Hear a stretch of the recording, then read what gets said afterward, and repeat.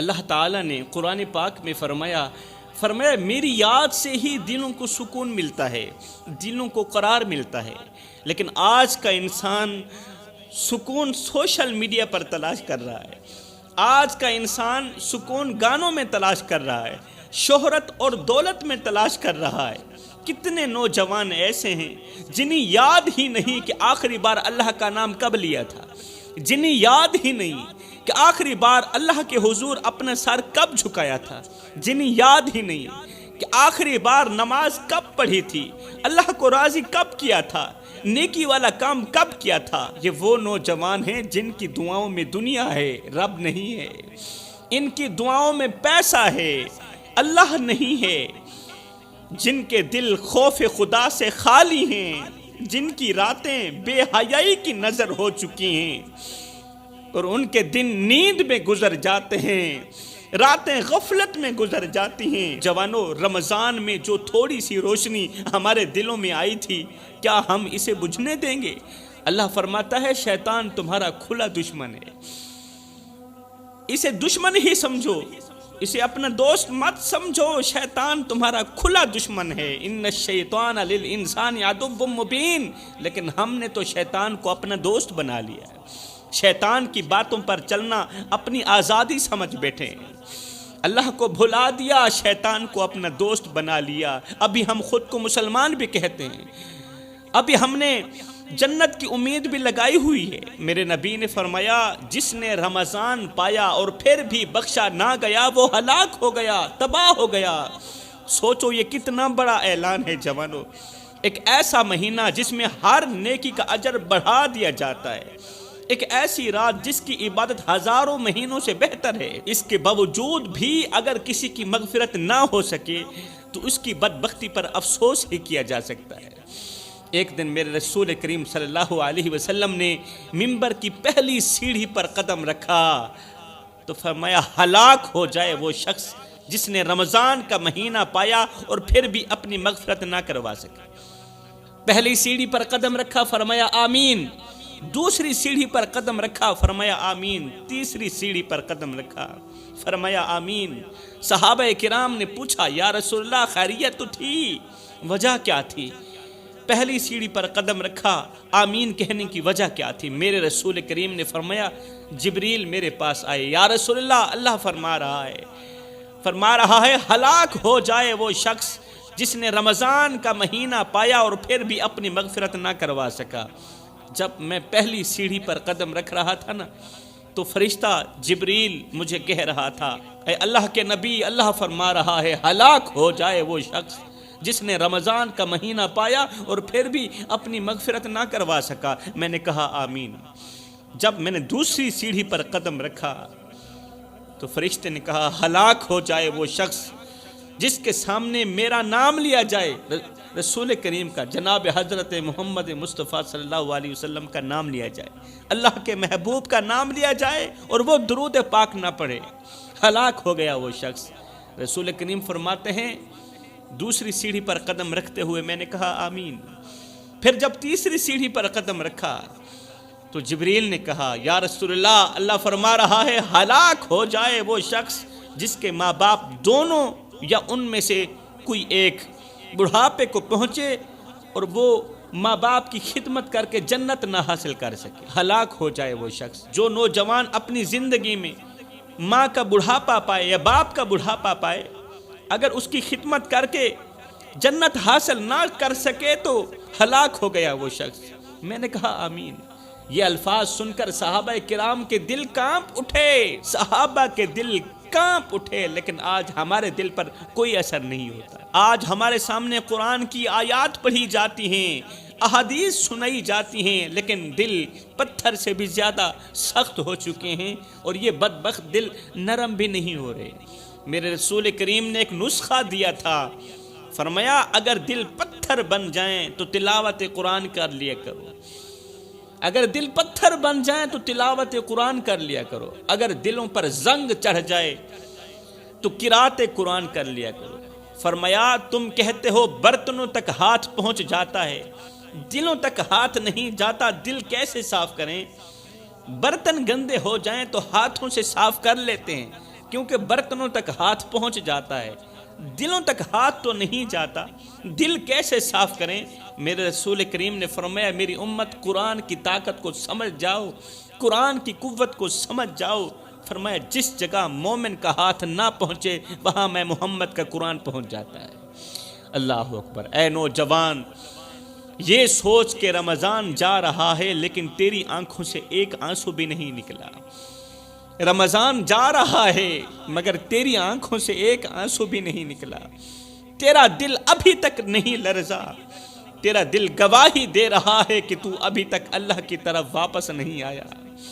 جب میرے نبی نے اتنا سخت اعلان فرمایا تو ہم کس گمان میں جی رہے ہیں میرے بھائیو؟ ہم تو گناہوں میں ڈوبے ہوئے ہیں اور سوچتے ہیں کہ معافی مل جائے گی۔ بے شک اللہ کی رحمت بہت وسیع ہے لیکن اس کی پکڑ بھی بہت سخت ہے، شدید ہے۔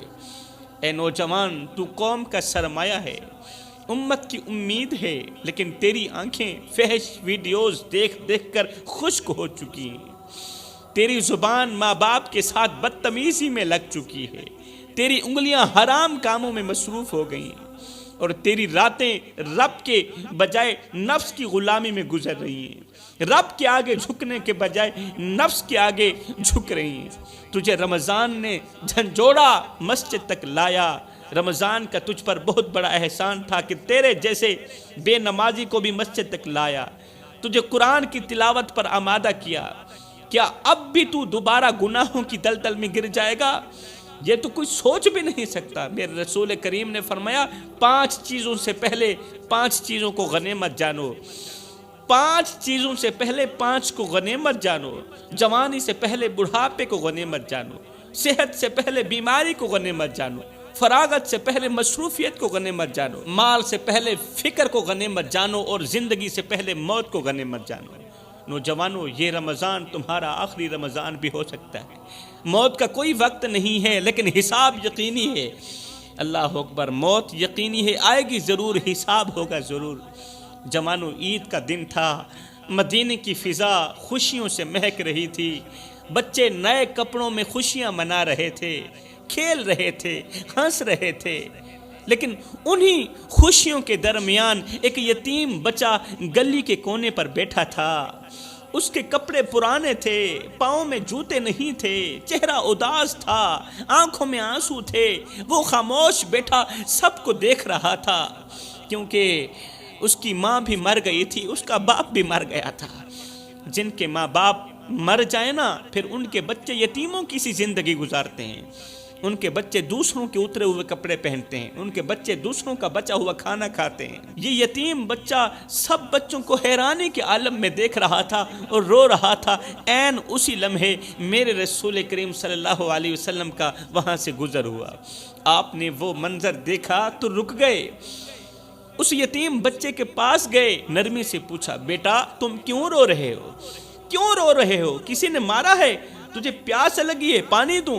بھوک لگی ہے، روٹی دوں؟ بچہ رو کر کہنے لگا، یا رسول اللہ، سب بچوں کے پاس ماں باپ ہیں، نئے کپڑے ہیں، کھلونے ہیں، خوشیاں ہیں، میرے ماں باپ اس دنیا میں نہیں رہے، میرے ماں باپ اللہ نے اٹھا لیے، میرے پاس نہ کپڑے ہیں، نہ جوتے ہیں، نہ کوئی پوچھنے والا ہے۔ یہ الفاظ سننے ہی تھے کہ رسول کریم صلی اللہ علیہ وسلم کی آنکھیں چھم چھم برسنے لگی۔ میرے رسول کریم صلی اللہ علیہ وسلم سے رہا نہ گیا، میرے رسول کریم نے اس یتیم بچے کو اپنے ہاتھوں سے اٹھایا، سینے سے لگایا اور ساتھ میں فرمایا، بیٹا کیا تم پسند کرو گے کہ محمد تمہارا باپ بن جائے اور عائشہ تمہاری ماں بن جائے؟ یہ وہ لمحہ تھا جب یتیمی ختم ہو گئی تھی، محرومی ختم ہو گئی تھی، رب کی رحمت نے گود میں جگہ دے دی تھی اور عید کی خوشی مکمل ہو گئی تھی۔ رسول کریم صلی اللہ علیہ وسلم اس بچے کو اپنے گھر لے گئے، اسے کپڑے پہنائے، کھانا کھلایا، کھلونے دیے اور سب بچوں کے ساتھ خوشی میں شریک کیا، اور پھر وہ بچہ ہمیشہ کے لیے میرے رسول کریم کی خدمت میں رہا۔ میرے بھائیو، اگر ہم چاہتے ہیں کہ اللہ ہم سے راضی ہو، اگر ہم چاہتے ہیں کہ ہم نبی کے بالکل قریب ہو جائیں، تو کسی یتیم کے سر پر محبت بھرا ہاتھ رکھنا ہوگا، کسی غریب کا سہارا بننا ہوگا، کسی روٹھے ہوئے دل کو خوش کرنا ہوگا، کیونکہ نبی کی سیرت کا بھی یہی پیغام ہے اور یہی عید کا اصل مقصد ہے۔ اگر آج تم نے کسی یتیم کو ہنسا دیا، کسی بیوہ کا دل خوش کر دیا، کسی غریب کی مدد کر دی، تو سمجھ لو تم نے عید کو سچ میں عید بنا دیا۔ قیامت کے دن سب لوگ معاف کر دیے جائیں گے جوانوں، مگر 3 لوگوں کو اللہ تعالیٰ کبھی بھی معاف نہیں کرے گا۔ قیامت کے دن سب لوگ معاف کر دیے جائیں گے، مگر 3 لوگوں کو اللہ تعالیٰ کبھی معاف نہیں کرے گا۔ پہلا وہ شخص جو ماں باپ کا نافرمان ہوگا، وہ ماں جس نے درد برداشت کیے، راتوں کو جاگی، تمہیں پالا، تمہارے لیے دعائیں کی، اور وہ باپ جس نے دن رات محنت کر کے تمہیں زندگی کے ہر موڑ پر سہارا دیا۔ اگر انہی کو تم نے نہ دیکھا، ان کی نافرمانی کی، ان کے دل توڑے، تو سن لو اللہ تعالیٰ خود فرماتا ہے ماں باپ کی نافرمانی کرنے والے کی نماز قبول نہیں ہے۔ نہ نماز قبول ہے، نہ روزہ قبول ہے، نہ ہی تو کوئی عبادت قبول ہے۔ وہ جتنی چاہے نیکیاں کر لے، جب تک ماں باپ راضی نہیں ہوں گے اللہ بھی راضی نہیں ہوگا۔ فرمایا دوسرا وہ بدقسمت شخص جو اللہ کے ساتھ شرک کرتا ہے، یعنی کسی اور کو اللہ کے برابر سمجھتا ہے، چاہے وہ کسی قبر سے دعا مانگے، کسی پیر کو مشکل کشا کہے، یا کسی اور کو سجدہ کرے۔ اللہ تعالیٰ نے صاف الفاظ میں فرما دیا کہ میں ہر گناہ معاف کر سکتا ہوں، مگر شرک کبھی بھی معاف نہیں کروں گا۔ لوگ قبروں میں جا کر دعائیں مانگتے ہیں، اے قبر والے ہمیں یہ بھی دے دے، ہمیں وہ بھی دے دے، ہماری ہر حاجت پوری فرمانا۔ یہ شرک ہے میرے بھائی، اللہ سے مانگنا ہے۔ قبروں پر جائیں لیکن ان کی بخشش کے لیے دعا کریں، فاتحہ پڑھیں، ان کے مقام کی بلندی کے لیے، ان کے درجات کی بلندی کے لیے دعائیں مانگیں۔ اللہ تعالیٰ ہر ایک گناہ معاف کر دے گا، مگر شرک والا گناہ کبھی بھی معاف نہیں کرے گا۔ اور تیسرا وہ ظالم انسان جو دوسروں کا حق کھاتا ہے، یتیموں کا مال دبائے بیٹھا ہوتا ہے، بیواؤں کو دھوکہ دیتا ہے، غریبوں پر ظلم کرتا ہے، اپنے اقتدار یا طاقت کے نشے میں کمزوروں کو روندتا ہے۔ اللہ تعالیٰ فرمائے گا آج میں ظلم کرنے والوں کا دشمن ہوں، نہ انہیں بخشوں گا، نہ ان کی کوئی سفارش قبول ہوگی۔ فرمایا یہ 3 لوگ قیامت کے دن اللہ کی نظر رحمت سے محروم ہوں گے، ان کے لیے نہ کوئی عذر ہوگا، نہ کوئی بہانہ، نہ کوئی سفارش کام آئے گی۔ اور سنو جوانو، کیا تم جانتے ہو دنیا میں 3 لوگ ایسے بھی رہتے ہیں جنہیں دیکھ کر میرا اللہ مسکراتا ہے؟ اندازہ لگاؤ کتنے خوش نصیب ہوں گے وہ لوگ جن پر رب مسکراتا ہے، اور وہ مسکراہٹ جو اس کی شان کے لائق ہے، جو نور سے بھری ہوئی ہوتی ہے، محبت سے لبریز ہوتی ہے۔ وہ کون سے خوش قسمت لوگ ہیں؟ فرمایا نمبر 1 وہ بیٹا جو ماں باپ کے قدموں میں اپنی خواہشیں قربان کر دیتا ہے، جو ماں کے چہرے پر ہلکی سی مسکراہٹ لانے کے لیے اپنی نیند، اپنا سکون سب کچھ چھوڑ دیتا ہے، قربان کر دیتا ہے، جس کے سجدے ماں کی دعاؤں کے ساتھ جڑ کر عرش تک پہنچتے ہیں۔ اللہ اکبر۔ فرمایا نمبر 2 وہ عالم دین جو لوگوں کو اللہ سے جوڑنے میں لگا رہتا ہے، اس کو بھی اللہ تعالیٰ دیکھ کر مسکراتا ہے، جس کی زبان سے نکلے ہوئے الفاظ دلوں کو ہلا کر رکھ دیتے ہیں۔ اللہ اکبر۔ جو علم کے ذریعے روشنی پھیلاتا ہے اور دین کی اشاعت کرتا ہے، ہر وقت نبی کے دین کو پھیلانے میں لگا رہتا ہے۔ فرمایا یہ بیٹھا زمین پر ہوتا ہے، اس کا چرچا عرش بری پہ ہو رہا ہوتا ہے۔ اللہ اکبر۔ فرمایا نمبر 3 وہ اللہ کا ولی جو دنیا کی رونقوں سے ہٹ کر تنہائیوں میں اپنے رب کو پکار رہا ہوتا ہے، یہ وہ ہوتا ہے جسے دیکھ کر میرا اللہ مسکرا رہا ہوتا ہے۔ جوانوں کبھی بھی ان 3 لوگوں کا دل مت دکھانا، ورنہ یاد رکھنا تم مارے جاؤ گے، تم تباہ ہو جاؤ گے، کیونکہ یہ وہ لوگ ہوتے ہیں جنہوں نے اپنی ہمت سے زیادہ زخم کھائے ہوتے ہیں۔ یہ وہ لوگ ہوتے ہیں جو روز بکھرتے ہیں، روز جیتے ہیں اور کسی کو خبر تک نہیں ہونے دیتے۔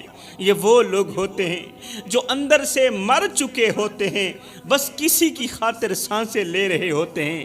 ان کے دل قبرستان ہوتے ہیں جہاں روز پرانے خواب دفن ہوتے ہیں۔ یہ اپنوں کے ہوتے ہوئے بھی اکیلے ہوتے ہیں۔ یہ وہ لوگ ہوتے ہیں جو روتے بھی ہیں تو انہیں تسلیاں دینے والا کوئی نہیں ہوتا۔ یہ چیختے ہیں، چلاتے ہیں، مگر انہیں حوصلے دینے والا کوئی نہیں ہوتا۔ اور جب انہیں کوئی تکلیف دیتا ہے، جب انہیں کوئی دکھ دیتا ہے تو یہ کچھ بھی نہیں کہتے، بس خاموشی سے گزر جاتے ہیں اور اپنا معاملہ اللہ کے سپرد کر دیتے ہیں۔ فرمایا نمبر 1، دنیا کے ستائے ہوئے کا کبھی دل مت دکھانا، کیونکہ یہ وہ ہوتا ہے جسے اپنوں نے پرایا کہا ہوتا ہے اور غیروں نے تماشا بنایا ہوتا ہے۔ یہ وہ شخص ہے جس نے ہر بار اپنا دامن لوگوں کو دکھایا مگر جواب میں پتھر ہی ملے، جس کو اللہ کے بندوں نے اتنا ستایا کہ یہ بیچارہ موت مانگنے پر مجبور ہو گیا۔ اے نہ ہم رہے دل لگانے کے قابل، نہ دل رہا غم اٹھانے کے قابل، ربا تیرے بندوں نے دیے اتنے غم، چھوڑا نہ ہمیں مسکرانے کے قابل۔ جوانوں یاد رکھنا، جس کا کوئی نہیں ہوتا نا، اس کا رب ضرور ہوتا ہے، اور رب کے قریب اگر کسی کا درد سب سے اونچا ہوتا ہے تو وہ دنیا کے ستائے ہوئے کا ہوتا ہے۔ جو دنیا کا ستایا ہوا ہوتا ہے نا، اس کا جو درد ہوتا ہے وہ اللہ کے ہاں سب سے اونچا ہوتا ہے۔